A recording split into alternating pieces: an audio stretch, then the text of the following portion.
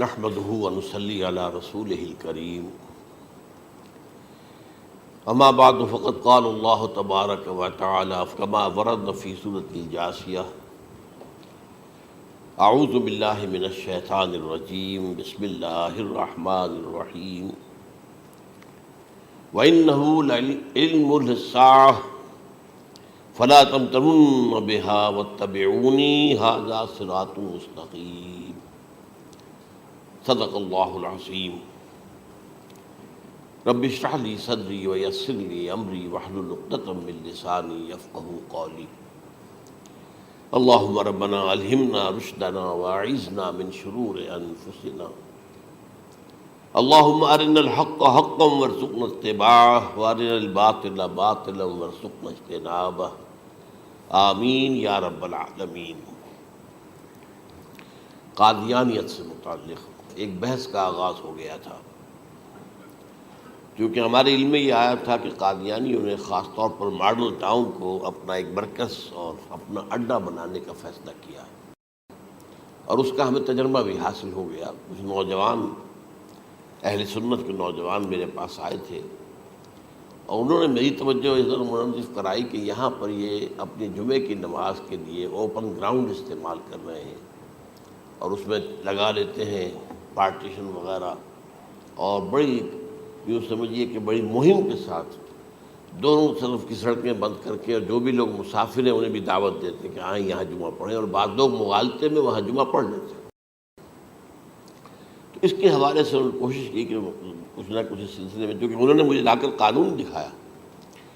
پاکستان میں جو قانون نافذ ہے وہ یہ ہے، چاہے یہ کہ وہ نافذ نہیں ہے بالفعل، لیکن ہے، قانون کی کتاب میں تو موجود ہے کہ قادیانی اپنے کوئی جو بھی ان کے نزدیک بھی ان کے مذہبی شاعر ہیں ان کو مسلمانوں کی شکل میں برملا علی الاعلان ادا نہیں کر سکتے، کیونکہ وہ تو دھوکہ دونی بات ہو گئی کہ لوگ سمجھیں گے یہ مسلمان ہی ہیں۔ اب جب انہیں، آپ کو معلوم ہے کہ ہماری پوری جو مرکزی اسمبلی تھی، نیشنل اسمبلی، اس کے فیصلے کے تحت قرار دیا گیا بالاتفاق کہ قادیانی غیر مسلم ہے، دائرہ اسلام سے خارج ہے۔ یہ تو فیصلہ ہوا پارلیمنٹ کا ایک بڑے پیمانے، بعد میں پھر ضیاء الحق صاحب کے زمانے میں یہ تو ہوا تھا، آپ کو معلوم ہے، بھٹو کے زمانے میں۔ تو ضیاء الحق صاحب کے زمانے میں اسی کی گویا کہ فردر سٹیپ کے طور پر یہ بات طے کی گئی اور قانون بنا دیا گیا کہ وہ اپنی مسجد کو مسجد نہیں کہہ سکتے اور مسجد کی صورت پر نہیں بنا سکتے کہ گزرنے والے کو یہ خیال ہو کہ یہ مسجد ہے۔ اسی طرح وہ اگر کوئی اسلامی شاعر کا ارتکاب کریں گے علی الاعلان تو بھی یہ قابل تعزیر ہے، جرم ہے۔ وہ اپنے کئی احاطوں کے اندر، اپنے گھروں کے اندر جو چاہیں کریں، لیکن کھلے میدان میں آ کر جو شاعر اسلامی باہر ان لوگوں نے سب کچھ اڈاپٹ تو کر رکھا ہے۔ سب سے بڑی بات تو وہ ہے کہ انہوں نے ایک جھوٹے نبی کا اقرار کیا ہے کہ وہ نبی ہے، اس نے ہمارے درمیان فصیل حائی کر دی ہے۔ اب جو اس کو مانتے ہیں ان کے نزدیک ہم کافر ہیں۔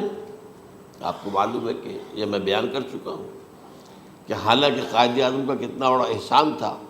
کہ چودھری ظفر اللہ خان کو انہوں نے فارن منسٹر بنایا پاکستان کا، لیکن جب ان کا انتقال ہوا ہے قائد اعظم کا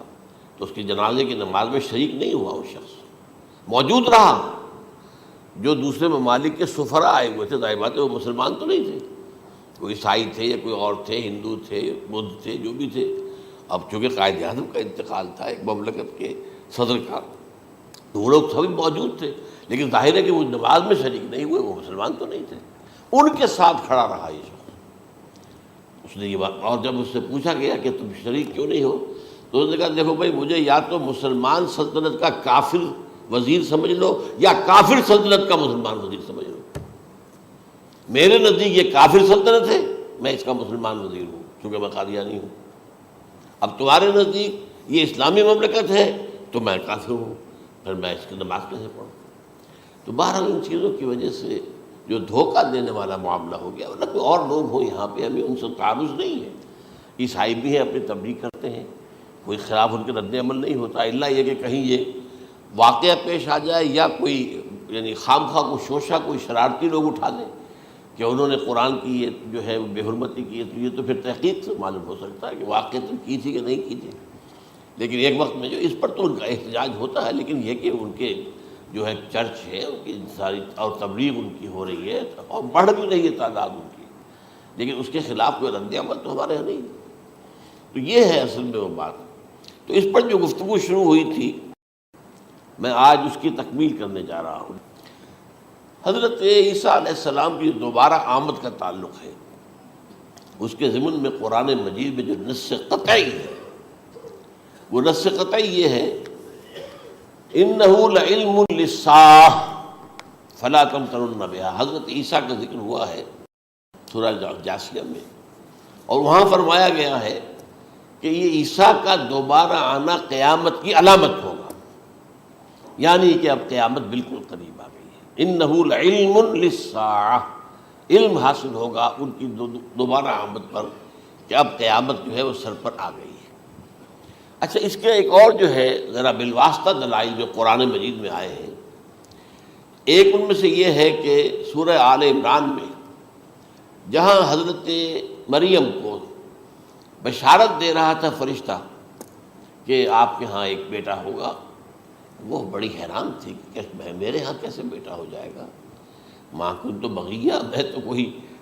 بدکار عورت تو نہیں ہوں، نہ میری کوئی شادی ہوئی ہے ابھی۔ تو اس میں جو باتیں بیان کی تھی فرشتے نے، وہ جو بیٹا ہوگا اس کی کیا شان ہوگی، اس میں یہ الفاظ بھی آتے ہیں وَيُكَلِّمُ النَّاسَ فِي الْمَهْدِ وَكَهْلًا، وہ باتیں کرے گا، لوگوں سے گفتگو کرے گا جبکہ وہ پنگھوڑے میں ہوگا، بچہ ہوگا، گود میں ہوگا، اور کہل کے وقت، کہل کہتے ہیں جب آدمی عمر میں جو ہے 40-45 کا کسی بھی اوپر ہو جائے، آپ پہلے طفل کہتے ہیں پھر جوان کہتے ہیں، عربی زبان میں شاب کا لفظ آتا ہے، بہت جوان، بڑی اچھی صحت میں ہے، اس کے بعد پھر ظاہر بات ہے ڈھلوان شروع ہوتی ہے، یہ کہل ہے۔ جب بڑھاپے کے آثار شروع ہوتے ہیں، بال سفید ہونے شروع ہوتے ہیں، تو یہ کہل، قبول۔ اب سوال یہ ہے اس گھوڑے میں بات کر دیں، یہ تو معجزہ ہے، لہذا اس کا ذکر یہاں پر مناسب ہے۔ یہ بڑے ہو کر بات کرنے کی کیا ضرورت تھی کہنے کی، وہ تو سبھی کرتے ہیں انسان، یہ اسی لیے کہ معلوم ہو کہ کہولت بھی انہیں آئے گی یہاں،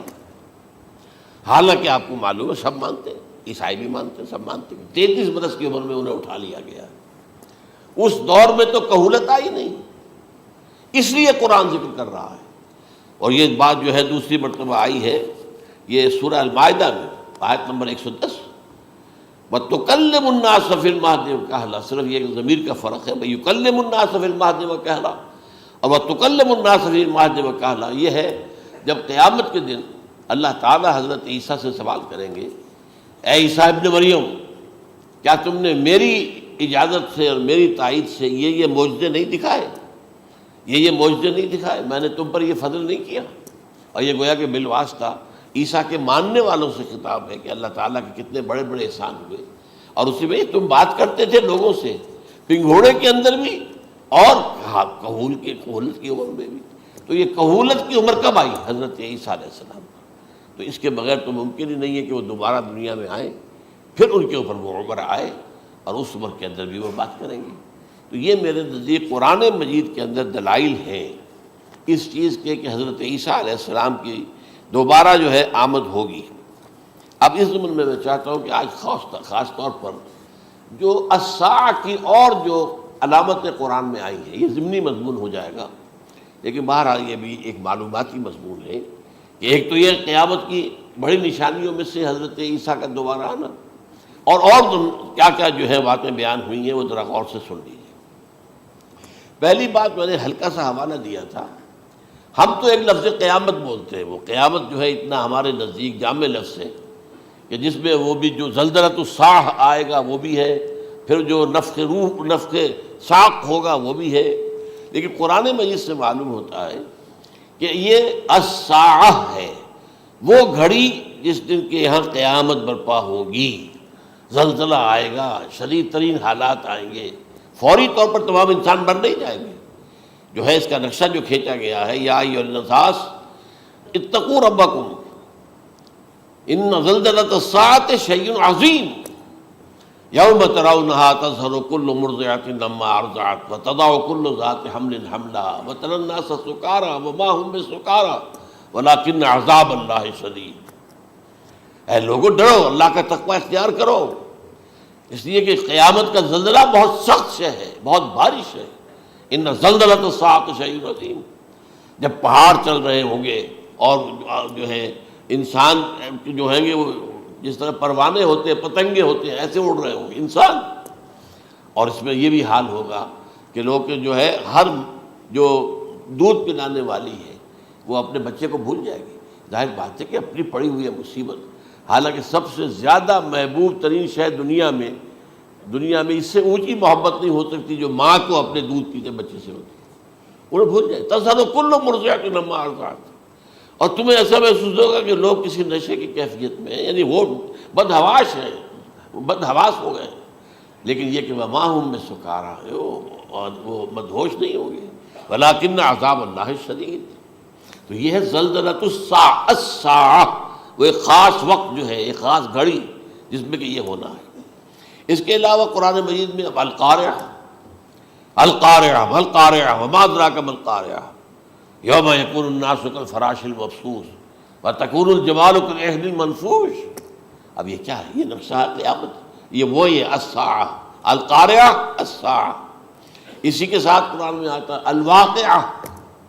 اذا وقعت الواقعۃ لیس لوقعتها کاذبہ، تو یہ خافضۃ رافضہ، یہ الفاظ سورہ واقعہ میں ہے۔ اسی طریقے سے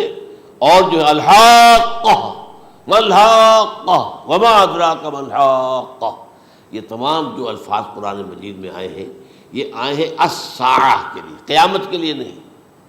قیامت میں بعد میں بتاؤں گا آپ کو۔ چنانچہ 3 نفخے ہیں جو قرآن سے ثابت، نفخ فی الصور، اور اس نفخ فی الصور کا یہ عالم ہوگا یوم ینفخ فی الصور ففزع من فی السماوات ومن فی الارض الا من شاء اللہ، جس دن پھونکا جائے گا سور میں، اور اس وقت صورتحال یہ ہو جائے گی کہ جو بھی آسمانوں میں ہے، زمین میں ہے، سخت پریشانی اور سخت پشیمانی اور ایک طرح کی مرعوبیت اور خائف ہو کر رہ جائیں گے، الا ان کے کہ جن کو اللہ چاہے، اس کے کوئی ملائکہ مقربین ہوں گے۔ من فی السماوات فی الارض ہے، اس کے ساتھ ہی یہ کہہ دیا گیا ہے، لیکن یہ باقی پورے لوگوں کے اوپر، پوری مخلوقات کے اوپر ایک جو ہے گھبراہٹ کی کیفیت طاری ہو جائے گی۔ تو یہ ہے پہلا فضا۔ دوسرا فضا کیا ہے؟ فضا صعق، صعق کہتے ہیں آدمی کا بے ہوش ہو جانا۔ یہ دوسری مرتبہ جب سور پھونکا جائے گا، وَنُفِخَ فِي الصُّورِ فَصَعِقَ مَن فِي السَّمَاوَاتِ وَمَن فِي الْأَرْضِ إِلَّا مَا شَاءَ اللَّهُ، یہ ہے کہ اس کے بعد وہ سب کے اوپر موت طاری ہو جائے گی۔ یہ دوسرے سور پھونکے جانے کے بعد ہے۔ پھر ثُمَّ نُفِخَ فِيهِ أُخْرَى، پھر ایک مرتبہ اور پھونک ماری جائے گی، یہ تیسرا ہو رہا ہے۔ فَإِذَا هُمْ قِيَامٌ يَنظُرُونَ، تو اچانک سب کے سب کھڑے ہوں گے اللہ کی طرف دیکھتے ہوئے۔ اب یہ جو ہے یہ ہے یوم القیامہ، قام یقوم قیامتاً، کھڑا ہونا، کیونکہ اس دن یوم یقوم الناس لرب العالمین، جس دن کے تمام انسان جو ہے کھڑے ہو جائیں گے اپنے رب کے حضور میں، جس کا نقشہ کھینچا گیا ہے اذا دکت الارض دکا دکا وجاء ربک والملک صفا صفا۔ تو یہ سب کے سب انسان بھی جو ہے موجود ہوں گے، فرشتے صفے باندھے ہوئے ہوں گے، اور اللہ تعالیٰ جو ہے اپنے خاص عرش کے ساتھ، یحمل عرشہ ثمانیہ، 8 فرشتے اس عرش کو اٹھائے ہوئے ہوں گے، جبکہ یہ آسمان پھٹے گا اور اس روئے ارضی پر اللہ تعالیٰ کا نزول ہوگا۔ یہ جو ہے ہمارا یوم القیامہ یہاں ہے،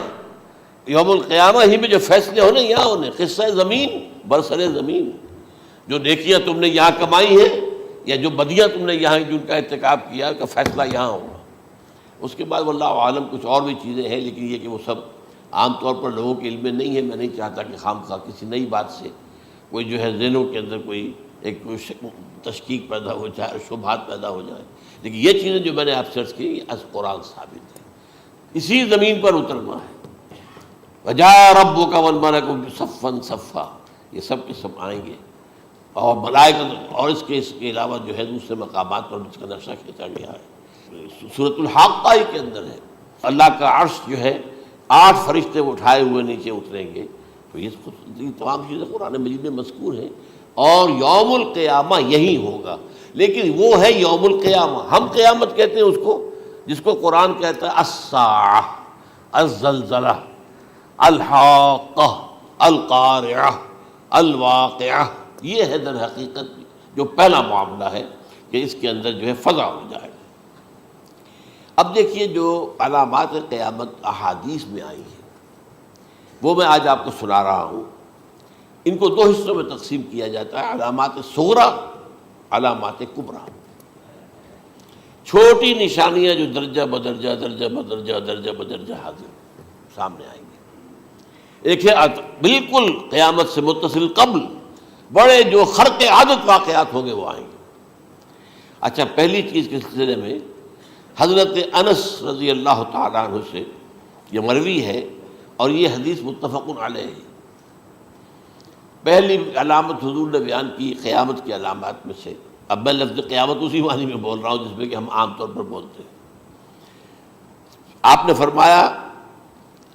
علم اٹھا لیا جائے گا، جہالت کا دور دورہ ہوگا۔ اب یہ کون سا علم اٹھایا جائے گا؟ سائنس کا علم نہیں، دین کا علم۔ آج تو ساری قدر و قیمت جو ہے جس کے لیے دوڑتے ہیں لوگ، لاکھوں روپے کی فیسیں دے کر ایم بی اے ہو رہے ہیں، یہ جو ہے اکاؤنٹنسی کا پاس کر رہے ہیں، یہ سی اے کر لیا ہے،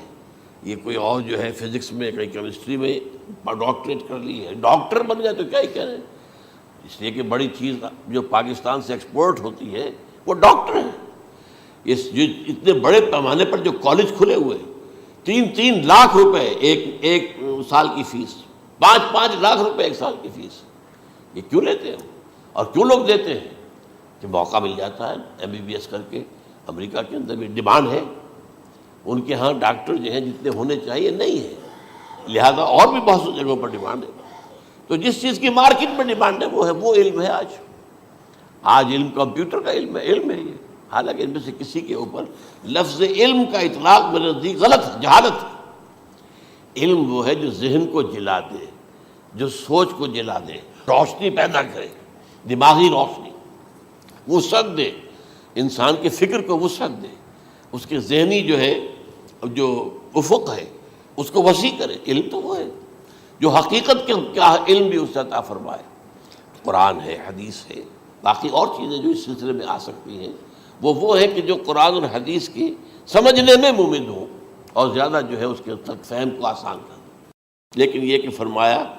علم اٹھا لیا جائے گا، جہالت کو فروغ ہوگا۔ ظاہر بات ہے ایک ہی بات ہوئی ہے۔ دوسرے نمبر پہ یہ کہ جہالت کو فروغ ہوگا۔ نمبر 3 زنا کثرت سے ہوگا۔ نمبر 4 شراب نوشی عام ہو جائے گی۔ نمبر 5 عورتوں کی تعداد بہت زیادہ ہو جائے گی، مردوں کی تعداد کم ہو جائے گی، یہاں تک کہ 50 عورتوں کا خیر خبر کرنے والا، کوئی نگرانی کرنے والا، وہ ایک مرد۔ اچھا، یہ تو ہے ایک حدیث جو میں نے آپ کو بیان کر دی، متفق علیہ، یہ بخاری اور مسلم دونوں میں ہے۔ دوسری حدیث بخاری کی ہے، اس کو حضرت ابو ہریرہ رضی اللہ تعالیٰ عنہ نے روایت فرمایا ہے، قیامت آئے گی جب امانت ضائع ہو جائے گی۔ آج ہمارے ہاں امانت کے ضائع ہونے کا جو نقشہ ہے شاید پوری دنیا میں کہیں اور نہیں۔ جس طرح کے غبن یہاں ہوتے ہیں، جس طرح کک بیکس جو ہے وہ لیے جاتے ہیں، اس غریب یعنی قوم غریب ہے لیکن یہاں وہ امیر بہت بڑے بڑے لوگ ہیں، وہ تو دنیا بھر کے ٹاپ کے امیروں کے اندر ان کا شمار ہو جائے گا۔ لیکن یہ کہ یہ سب امیر کیسے بنے؟ غبن بلین آف ڈالرز کا، اب تو اس سے کم کی تو بات ہی نہیں ہوتی۔ فلاں نے اتنے بلین جو ہے پیسے اپنا جو ہے قرضہ معاف کرا لیا۔ بھائی کس نے کیا، کون کرتا ہے معاف؟ یہ کسی کے باپ کی جاگیر ہے؟ یہ پیسہ بینک کے اندر حکومت کا ہے کہ حکومت کو اختیار ہو کے وہ رائٹ آف کر دے ان کے جو ہے ان کی جائیدادیں کرو ضبط۔ لیکن ہوتا کیا ہے، بینک آفیسر بے ایمان ہے، وہ کہتا تھا 1 کروڑ کا قرضہ لے جاؤ، 10 لاکھ مجھے دے جاؤ، چاہے تم میرے پاس کوئی ڈاکومنٹ جو ہے ایسے نہیں دے سکتے، حالانکہ ہونا چاہیے۔ اتنا بڑا قرضہ لے رہے ہو تو ڈاکومنٹس یہاں پر ہمارے سامنے لاؤ کہ اگر تم نہ دے سکو تو ہم ان ڈاکومنٹس کے ذریعے سے تمہاری جائیداد، تمہاری کوئی جاگیر، تمہاری کوئی اور چیز اس کو قبضہ کریں۔ جب وہ وقت آتا ہے دیکھتے تو یہ ڈاکومنٹس ہی فیک ہیں۔ اللہ اللہ خرچ کیا کرے گا کوئی؟ بینک کا باپ بھی واپس نہیں لے سکتا۔ اور یہ سب کس کی بے ایمانی ہے؟ وہ جو بیٹھا ہوا بینک مینیجر سارا سودا اس کے مابین ہوتا ہے کہ 1 کروڑ ہے نا، 10 لاکھ مجھے دو، 90 تم لے جاؤ، باقی یہ کہ ٹھیک ہے میں تمہارے جو ڈاکومنٹس تم پیش کر رہے اس میں کوئی اعتراض نہیں کرتا، بس جاؤ۔ اور نمبر 2، حکومت نااہلوں کے سپرد ہو جائے گی۔ یہ ہے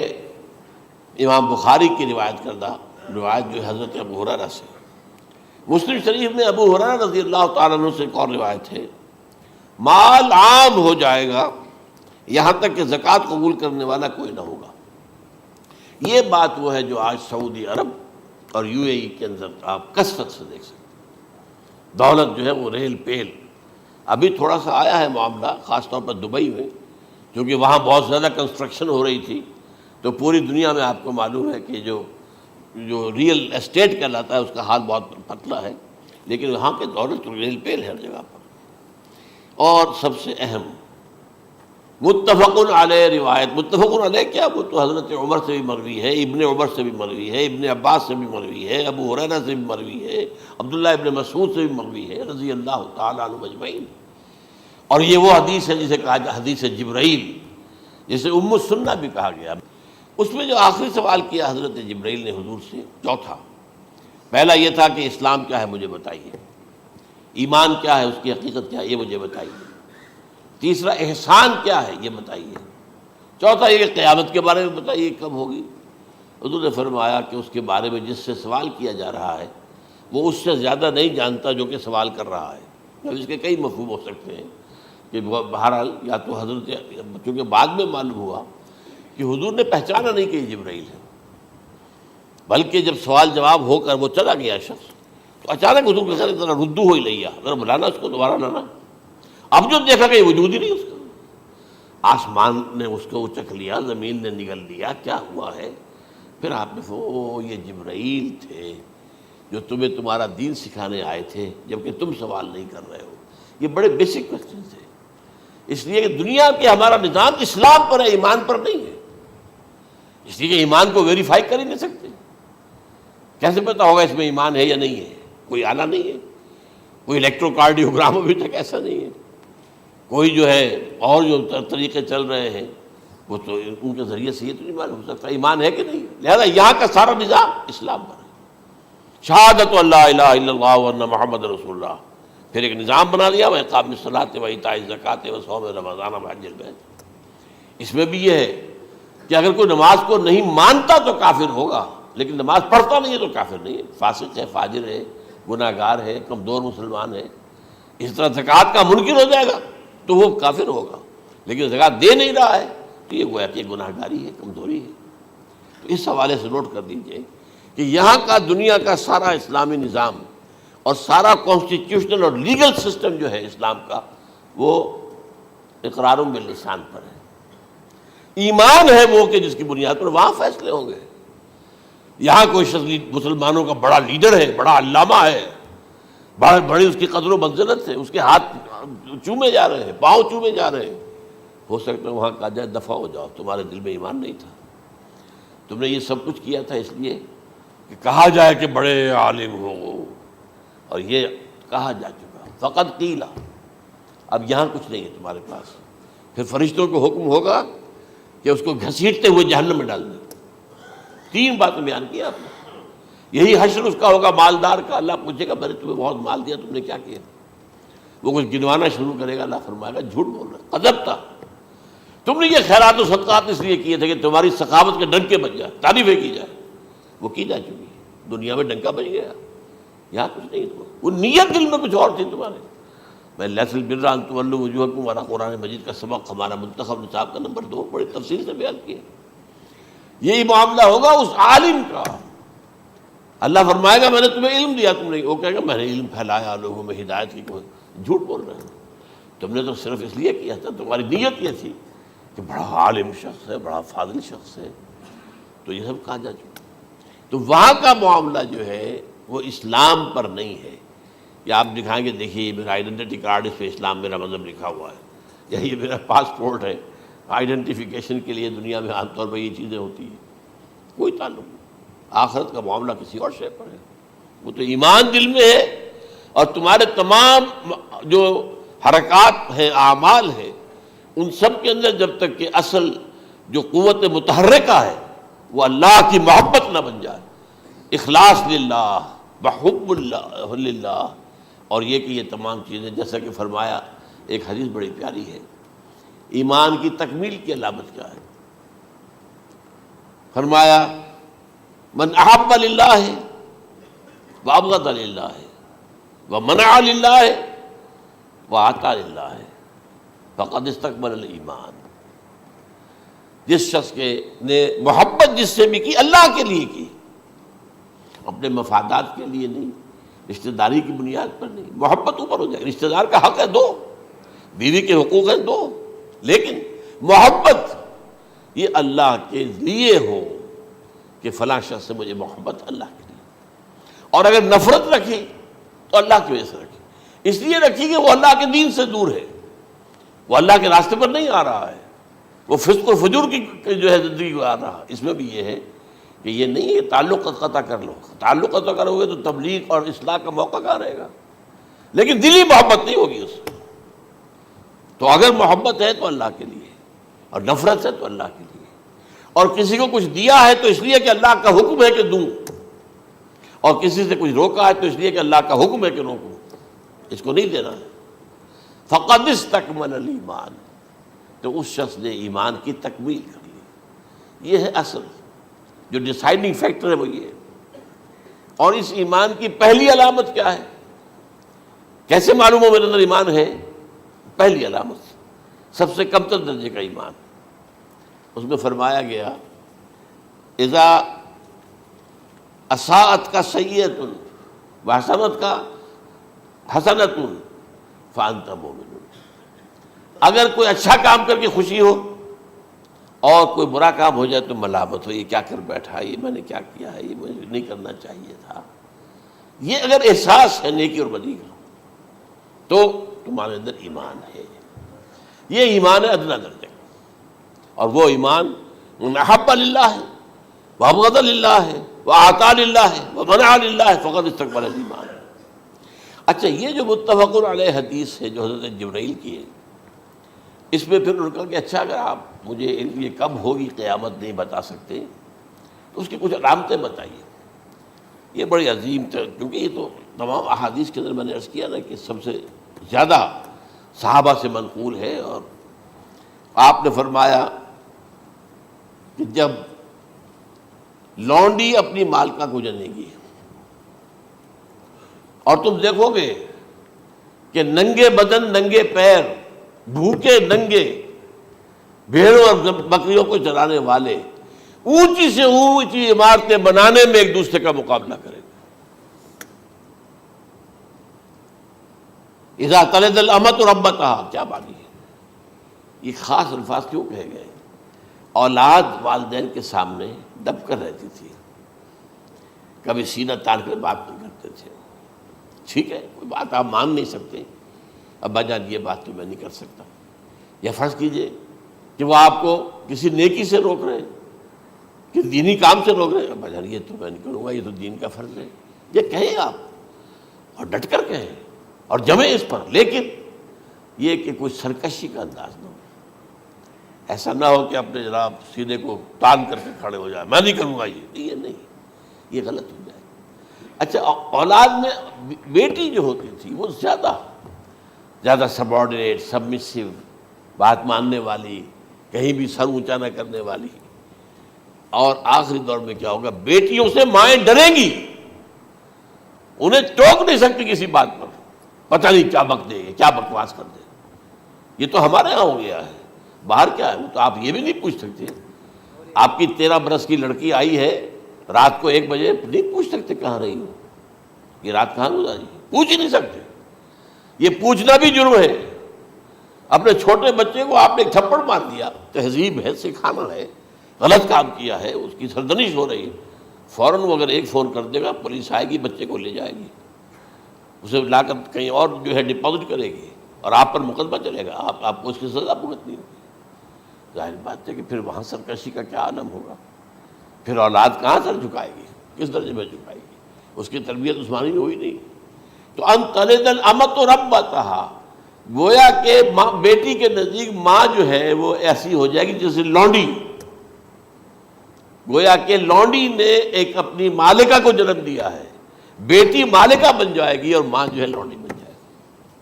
اور دولت کے ریل پیل کا ابھرتا دکان، یہ جو بھوکے ننگے اور مفلس، کیا حال تھا 100 برس پہلے، انہیں کھانے کو کچھ نہیں ملتا تھا۔ یہ مشرقی ساحل پر تھے، یہ سوائے یہ کہ مچھلیاں پکڑ لی، اللہ خیر اللہ وہ کھا لی، یا کہیں ان کو بیچ دیا، کوئی بنڈی لگ گئی، بنڈی لگ جاتی تھی وہاں، اور کیا تھا۔ اور مغربی ساحل پہ کیا ہوتا تھا، ساری ان کی معیشت حج کے گرد گھومتی تھی، حاجی آئے ہیں، خریداریاں کر رہے ہیں، اور آپ کو معلوم ہے پوری دنیا سے مال پہلے بھی پہنچتا تھا وہاں، آپ کو جو ہے ہر ملک کے ہر کونے کا پھل وہاں مل جائے گا آج بھی۔ اور وہاں پر یہ ہے کہ سب سے بڑی بدوؤں کے لیے سب سے بڑی بات کیا تھی، قربانی کا گوشت، اسے وہ سکھاتے تھے، سخت چمڑے کر کے کھاتے تھے، یہ ان کا حل تھا۔ آج جا کر دیکھیے نئے شہر بن رہے ہیں، امریکنز کو کانٹریکٹ دیے جا رہے ہیں، بالکل ماڈرن شہر بنا دو، ایک ایبسلیوٹلی ماڈرن شہر جو ہے، وہ جو مشرقی ساحل کے اوپر جو پہلے سے آرام کو سٹی ہے، امریکن سٹی ہو، اس کے اندر کوئی سعودی بھی داخل نہیں ہو سکتا سوائے جس کے پاس اس سٹی کی طرف سے لائسنس نہ ہو، اور اس کی چار دیواری کے اندر، چار دیواری کیا فصیل کے اندر کہی ہے، جو چاہو کرو، کوئی تم پر پابندی نہیں، ننگے نہاؤ، تالاب ہے نہا رہے، ننگی عورتیں ننگی مردیں نہا رہے، کوئی پوچھنے والا نہیں۔ اب اسی قسم کا ایک سٹی آباد ہونا جا رہا ہے مغربی ساحل پر، جدہ اور ینبوع کے درمیان، اور اس میں اصل میں جتنی بھی دولت ہے جو پیٹرول کی ہے، وہ وہیں پر رکھ لی جاتی ہے امریکہ کے اندر، تاکہ امریکہ جو ہے ایسے ایسے پروجیکٹ بنا کر جب تمہیں دے گا تو اس میں سے پیسے لے گا، وہ نہیں ملتی ان کو واپس۔ بہرحال یہ تو ایک میں نے ایک جگہ آپ سے ذکر بھی کیا تھا، دی کنفیشنز آف این اکنامک ہٹ مین، وہ کنفیشنز کی بات جو ہے اگر آپ میں سے کسی کو دلچسپی ہو تو اسے پڑھیں کہ کس طریقے سے 1973 کے آئل امبارگو کے بعد جو شاہ فیصل شہید کے زمانے میں ہوا تھا، پھر جس طریقے سے امریکہ نے ان تمام ممالک کو جکڑ لیا ہے، اس کا پورا جو پروسیس کیا تھا وہ سامنے آتا ہے۔ بہرحال اس کے بعد آتا ہے علامات کبریٰ کا ذکر، بڑی علامتیں جو کہ بالکل خرق عادت کے انداز میں ہوگی، جن کا معاملہ جو ہے وہ آپ کے ناپ تول میں نہیں آ سکتا، آپ کی کیمسٹری فزکس اس کا جو ہے وہ نہیں کر سکتی ادراک ہوگا یہ قیامت کی۔ ان میں نمبر 1 کیا ہے، ایک بہت بڑا دھواں آئے گا، پوری دنیا کو لپیٹے گا۔ نمبر 2 دجال کا ظہور ہوگا، جو اپنی خدائی کا دعویٰ لے کر آئے گا اور بنوائے گا، اس کے ہاتھ میں ہو جائیں گے، قبضے میں ہو جائیں گے سارے ذرائع پیداوار کے، اس کی طرف بھی پہلا قدم اٹھ چکا ہو، ٹرپس کے نام سے معاہدہ ہو چکا ہے، کوئی ملک اپنا بیج پیدا نہیں کر سکتا، یہ بیج ہم نے ڈیولپ کیے ہیں، ان کے ڈیولپمنٹ سے پہلے تم ایک ایکڑ سے کتنی گندم لیتے تھے، آج کتنی لے رہے ہو، کس بنا پر؟ جینیٹکس کا جو کام ہم نے کیا ہے اس کی بنا پر ہو رہا، ہاں تو ہمارا حق ہے، اس کی رائلٹی ہمارے پاس آنی چاہیے، لہذا صرف ان اداروں سے ملٹی نیشنل سے خریدا جائے گا بیج، اور بیج بھی وہ دیں گے وہ کہ جس سے جو فصل اگے گی وہ بیج نہیں لا سکتی، وہ بیج کا کام نہیں کر سکتی۔ جیسے آپ کو معلوم ہے کہ آپ کے ہاں جو گوشت کھایا جاتا ہے مرغے کا، تو مرغا وہ جو ہے اس میں مرغا ہو یا مرغی ہو، اس کے اندر کوئی وہ کیفیت ہی نہیں ہے، ان کے انڈے جو ہے ان سے آپ بچے حاصل نہیں کر سکتے، ہے تو انڈا، دیکھنے کو تو انڈا ہے، لیکن وہ بنڈا جو ہے اس سے بچہ تو نہیں حاصل کر سکتے۔ ایسے ہی وہ گندم کا بیج دیں گے، نظر آئے گی گندم، لیکن اس کے اندر وہ صلاحیت نہیں ہے کہ اس سے جو فصل اگے گی اس کا نتیجہ جو ہے وہ بھی آپ لے سکیں، یہ ہونا ہے، اللہ جانے، قدم اٹھ رہے ہیں ادھر۔ پھر یہ ہے کہ دابۃ الارض، زمین سے ایک حیوان نمودار ہوگا، زمین شق ہوگی۔ ابھی میں کہہ رہا ہوں خرق عادت ہے، یہ چیزیں وہ نہیں ہیں جو ہماری کسی حساب کتاب میں جو باتیں پہلے آئی ہیں وہ تو حساب کتاب میں آ رہی ہیں، ساری سمجھ میں آ رہی ہیں، ساری چیزیں مشاہدہ ان کا ہو رہا ہے، لیکن یہ ہے کہ دابۃ الارض، یہ کہتے ہیں کہ کوہ صفا، اس میں تو نہیں ہے حدیث میں، کوہ صفا پھٹے گا اور اس میں سے ایک حیوان دابہ وہ ظاہر ہوگا،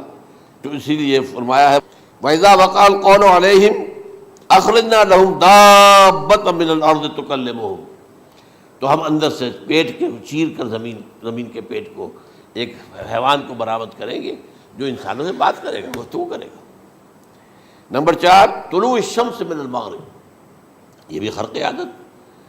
سورج تو طلوع ہوتا ہے مشرق سے، غروب ہوتا ہے مغرب میں، لیکن اس وقت معاملہ الٹا ہو جائے، یعنی جو کائنات کے اندر جو گڑبڑ ہوگی کچھ سمجھ میں بات آتی ہے کہ یہ معاملہ جو ہے یہ تو اس پورے سولر سسٹم کو اگر بدل دیتے ہیں تو مشرق مغرب ہو جانا، مغرب مشرق ہو جانا، یہ بالکل سمجھ میں آنے والی بات ہے۔ اس کے بعد ہے عیسیٰ ابن مریم کا نزول، جس کے بارے میں آج میں نے گفتگو کی ہے تفصیل سے۔ یہ نزول ہونا ہے، یہ علامات قیامت میں سے حضور نے بیان فرمایا ہے، اور قرآن مجید کی جو اصطلاحات ہیں اس کے حوالے سے میں نص قطعی جو ہے وہ میں آپ کے سامنے رکھ چکا ہوں۔ پھر یاجوج ماجوج کا ایک معاملہ ہے، یہ میں ابھی اس وقت زیادہ اس پر بات نہیں کر سکتا۔ حضرت عیسیٰ علیہ السلام کے نزول کے بعد 2 کام ہوں گے، یہودیوں کا قلع قمع ختم، تمام یہود، ایک کام تو یہ ہونا ہے، اور نمبر 2 عیسائیت کا ختم ہو جانا۔ عیسائیت کی نفی کر دیں گے، بھائی میں تم مجھے خدا کا بیٹا بنائے بیٹھے ہو، میں تم خدا کا بیٹا نہیں ہوں، میں تو اس کا بندہ ہوں، رسول ہوں، میں نے تم سے کب کہا تھا کہ مجھے خدا کا بیٹا بناؤ۔ نمبر 2 یہ کہ وہ خنزیر کو قتل کر دیں گے، یعنی یہ تم نے خنزیر کب سے کھانا شروع کر دیا، میں تو تم کو نکاح اجازت دے کر گیا تھا، یہ تو شریعت موسوی میں حرام تھا، اور میں کہہ کر گیا تھا کہ یہی شریعت تم پر لاگو رہے گی، ہاؤ کم تم نے کیسے یہ؟ آج بھی بہت سے رومن کیتھولکس جو ہے وہ سور نہیں کھاتے، وہ اس میں ہے ان کے اندر کچھ نہ کچھ بعض جو ہے جو حضرت عیسیٰ کی تعلیمات کا کچھ اثر ان کے ہاں ہے۔ میں تو ایک مرتبہ، یہ 1971 کی بات ہے، 4-5 دن کے لیے برسلز میں رکا تھا، اس لیے کہ وہاں مجھے ایک صاحب نے خط لکھا تھا کہ وہاں ایک نوجوان ہے، ابھی اس ایمان لایا ہے، اور اس کے کچھ مسائل ہیں، ہم کوشش کر رہے ہیں ان کے مسائل حل کریں، آپ بھی جا رہے ہیں۔ میں انگلینڈ جا رہا تھا تو واپسی پر آپ ان کے یہاں چند دن ٹھہرے، میں حیران ہوا، ویسے اس نے مجھے اپنے گھر ٹھہرایا نہیں، اس لیے کہ ماں باپ تو اس کے کرسچن تھے، اور پولیس کا چیف آفیسر اس کا باپ تھا، چیف آف پولیس فورس۔ اس نے مجھ سے 1 دن کھانے پہ بلایا، میں سے ہوٹل میں ٹھہرایا مجھے،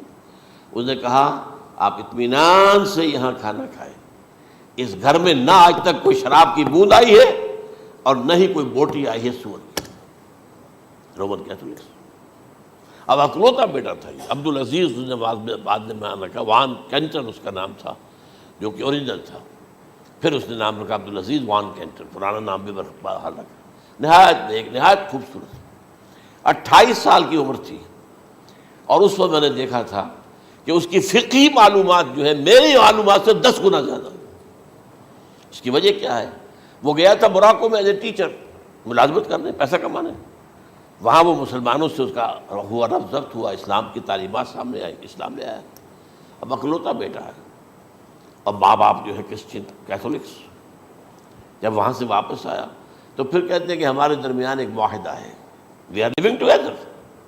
لیکن یہ معاہدہ ہے ہم مذہب پہ بات نہیں کریں گے، بس باقی جو بھی ہے وہ ساتھ رہ رہے ہیں۔ لیکن میں حیران ہوا، مجھے معلوم نہیں تھا۔ اچھا، اس کے بعد اس نے جب اسلام کا فیصلہ کیا تو اس کے سامنے سوال آیا کون سی فقہ اختیار کروں، تو اس نے بڑی جو ہے تھورو اسٹڈی کی ہے تمام فقہوں کی، کمپیریٹو اسٹڈی، ان کو کرنے کے بعد پھر فائنل فیصلہ اس کا یہ تھا کہ حنبلی فقہ میں اختیار کروں۔ 4 فقہوں میں سب سے لیٹسٹ حنبلی ہے، یعنی حنفی نمبر 1، پھر مالکی نمبر 2، پھر اس کے بعد شافعی نمبر 3، پھر یہ امام احمد ابن حنبل ہے۔ اور امام احمد ابن حنبل کے زمانے تک احادیث بہت بڑے پیمانے پر جمع ہو چکی تھی، جبکہ ابھی حضرت امام ابو حنیفہ کے زمانے میں کوئی اتنا زیادہ جو ہے حدیث کا بھی ذخیرہ نہیں بنا تھا۔ اسی پر تو لوگ حیران ہوتے ہیں کہ زیادہ حدیث امام ابو حنیفہ کے علم میں نہیں تھی، لیکن مجال ہے کہ ان کا کوئی فتویٰ جو ہے کتاب و حدیث کے، کتاب اور سنت کے خلاف ہو، اگرچہ انہوں نے صاف کہا کہ اگر تم پاؤ کوئی ایسی سچی حدیث، پختہ حدیث جو میری کسی رائے کے خلاف ہو تو میری رائے کو دیوار پر دے مارنا اور اس صحیح حدیث کا پیروی کرنا۔ لیکن ویسے اس کے بعد یہ کمال یہ ہے کہ بہت ہی کوئی شاذ معاملہ ہے کہ جس میں ان کا کوئی فتویٰ وہ کتاب و سنت کے منافی ہو یا سنت کے منافی ہو۔ کتاب پہ تو سوال پیدا نہیں ہوتا، کتاب تو ساری ان کے سامنے موجود تھی۔ اس کے بعد یہ ہے کہ یاجوج ماجوج، اصل میں بتا رہا تھا آپ کو کہ جب عیسائیت بھی ختم ہو گئی، یہود ویسے ختم ہو گئے، استیصال ہو گیا، جڑ کٹ گئی، اب عیسائیت گویا کہ اسلام میں ضم ہو گئی، عیسائیت مذہب ختم، یہودی خود ختم، اب یہ طاقت کتنی ہو جائے گی؟ تقریباً 2/3 دنیا آ گئی، تمام اب عیسائی 2 ارب کے قریب ہیں، 1 ارب 90 کروڑ ہوں گے، یا مسلمان بھی 1 کروڑ 50-60 لاکھ ہیں، دونوں کو جوڑ لیجیے کتنے ہو گئے؟ 6 ارب کل آبادی ہے۔ لیکن اس کے بعد آتا ہے یاجوج ماجوج کا خروج۔ یہ یاجوج ماجوج میرے نزدیک چائنا اور رشیا ہے، ان کی مجموعی طاقت اتنی ہوگی، اور یہ اس طرح آئیں گے ہر اونچائی پر سے اترتے ہوئے، پھسلتے ہوئے، جیسے 1962 میں جب وار ہوئی تھی بٹوین چائنا اینڈ انڈیا 1962 میں، تو وہ اس وقت کا نقشہ جو آج بھی اخبارات میں پڑھتا تھا تو یاد، waves after waves of Chinese soldiers were coming down the slopes of Himalayas۔ یہ تو وہ ہے نا جن کی تعداد کا کوئی حساب نہیں ہے، اور رشیا اور یہ مل کر جو ہے، میرا اندازہ یہ ہے کہ جب پہلے ملحمۃ العظمیٰ ہوگی وہ عیسائیوں اور مسلمانوں کے درمیان، اس وقت یہ دونوں پاورز نیوٹرل رہے گی، لیکن غالباً یہ بات طے کر لیں گی کہ ویپنز آف ورلڈ جو ہے ماس ڈسٹرکشن، یہ استعمال مت کرنا، اگر یہ ویپنز آف ماس ڈسٹرکشن استعمال کرو گے تو ہم میدان میں آ جائیں گے۔ اس میں وہ جنگ جب ہو چکے گی، پھر حضرت عیسیٰ کو فتح حاصل ہو جائے گی، اور پھر یہ کہ یہودیت ختم ہو جائے گی، عیسائیت بطور مذہب ختم ہو کر اسلام میں ضم ہو جائے گا، پھر وہ 40 برس کا عہد حکومت ہے حضرت عیسیٰ علیہ السلام۔ لیکن جب یہ فتح ہو جائے گی ان پر، اب یاجوج ماجوج آئیں گے، اور اتنی تعداد میں آئیں گے کہ بحیرہ طبریہ جو ہے اس کا سارا پانی پی جائیں گے۔ یہ تو اگر آپ کو کبھی اندازہ ہو یا کوئی آپ جانیں ان لوگوں کو جو ان چینیوں سے واقف ہیں، وہ کہتے ہیں زمین پر ہلتی ہوئی کوئی چیزوں سے وہ چوری چھوڑ کے کھا جائیں گے۔ جہاں وہ جاتے ہیں ایز اے لیبرر، وہاں کے جو سارے کتے ہیں ختم، ساری بلیاں ختم، ہر شے، وہ جو سانپ کھاتے ہیں، ہر چیز کھاتے ہیں، اور یہ تمام ایسٹرن کنٹریز کے اندر ہوتا ہے، بڑی ڈیلیشس ڈشز ہیں یہ سانپ وغیرہ وغیرہ، اور یہ جس طرح کھا جائے، پانی پی جائے، ایک قطرہ نہیں رہے گا اس پر۔ تو پھر جو ہے اللہ تعالیٰ اس وقت جو ہے اس میں ایک ایسی بیماری پیدا کرے گا، یہ سب مر جائے، یہ معجزے سے ہوگا، یعنی ان کے اوپر فتح جو ہے وہ عام لڑائی کے ذریعے سے نہیں ہوگی، بلکہ اس کے اوپر فتح جو ہوگی وہ اللہ تعالیٰ سے ہوگی، ایک بیماری پیدا ہوگی، سب مر جائے گی، اور اس کے بعد اللہ تعالیٰ ایسے پرندے بھیجے گا بڑی لمبی لمبی گردنوں والے، وہ ان سب کو کھا جائیں گے، جیسے ہمارے ہاں گدھ ہوتے ہیں، وہ ان کو صاف کر دیں گے۔ ورنہ تو یہ ہے کہ پوری دنیا کے اندر جو بدبو اور جو پیدا ہوتا معاملہ اس سے، تو اس نوع انسانی کی بقا ممکن نہیں تھی۔ ان کے خاتمے کے بعد پھر یہ ہوگا کہ حکومت اسلامی جو ہے پوری دنیا میں حضرت مسیح علیہ السلام کی ہوگی، 45 برس وہ رہیں گے، اسی میں وہ کہلن بھی آ جائے گا، وہ فی المہد و کہلن جو میں نے شروع میں بیان کیا تھا، اسی میں پھر یہ ہے کہ وہ شادی بھی کریں گے، ان کی اولاد بھی ہوگی، اور پھر ان کا انتقال ہوگا تو حضرت حضور صلی اللہ علیہ وسلم کے حجرے میں، وہیں پر جہاں حضور اور ابو بکر اور عمر رضی اللہ تعالیٰ عنہم دفن ہیں، وہیں پہ ان کو دفن کیا جائے گا، اور قیامت کے دن حضور فرماتے ہیں کہ میں اور یہ تینوں ساتھ نکلیں گے۔ تو یہ ہے واقعات و واقعات۔ بہرحال اس میں یہ ہے کہ یہ نوٹ کر لیجئے کہ جہاں تک ہمارے ہاں آج کل کا معاملہ ہے، میرے نزدیک میں یہ کہنے پر مجبور ہوں، جو رفع و نزول مسیح کو نہیں مانتا وہ کم سے کم منکر حدیث ضرور ہے، میں اس سے کم کا فتویٰ نہیں دے سکتا۔ اب یہ ہے کہ جو لوگ مہدی کو نہیں مانتے ان کا معاملہ میں مختلف سمجھتا ہوں، چند منٹ لے رہا ہوں آپ کے اور،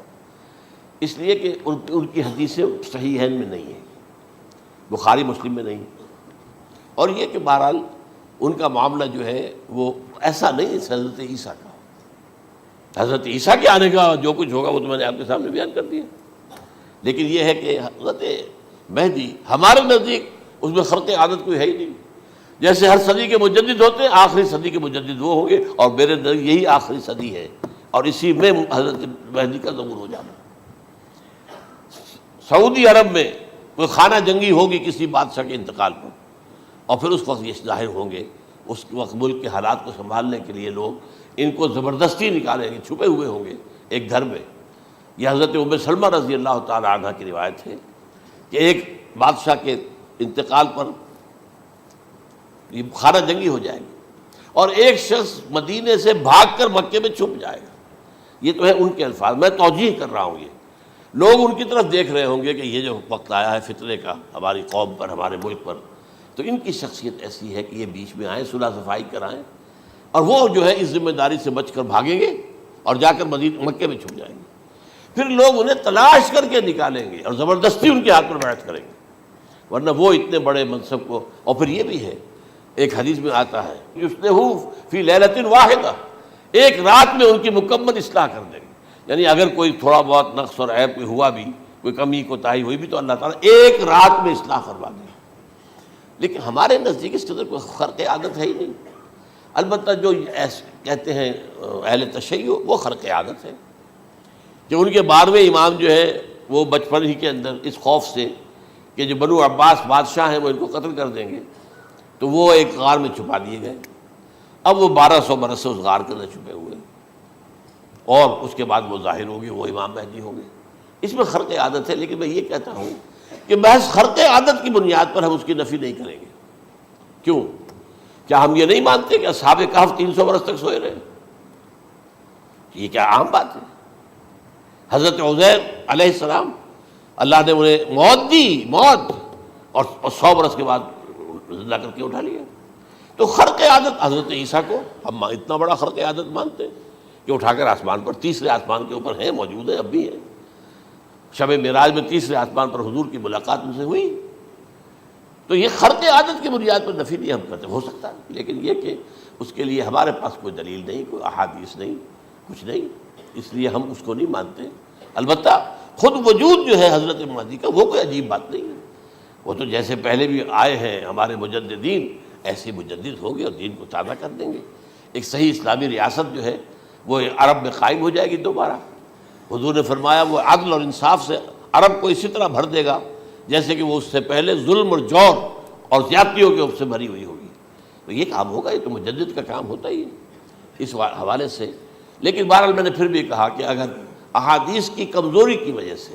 کہ صحیح عین میں نہیں ہے، اگر کوئی شخص انکار کرے تو مجھے کوئی اعتراض نہیں ہے، ٹھیک ہے. لیکن جو حضرت عیسیٰ کے نفع سماوی اور حضرت عیسیٰ کے نزول کا انکار کرتا ہے، وہ کم سے کم، میں انہیں اور آگے کوئی فتویٰ نہیں دیتا کہ وہ کافر ہو گئے یا یہ ہو گئے یا وہ ہو گئے، لیکن منکر حدیث کے لائن میں تو وہ لازماً کھڑے ہو گئے، کیونکہ اتنی واضح اور پکی حدیثیں ہیں حضرت مسیح کے نزول کی، اور علامات قیامت میں جس طرح ان کا ذکر آتا ہے کہ اس سے انکار جو ہے وہ جب تک آپ پوری حدیث کے ذخیرے کا انکار نہ کریں اس وقت تک ممکن نہیں ہے. اقول قولی ھذا واستغفر اللہ لی ولکم ولسائر المسلمین والمسلمات.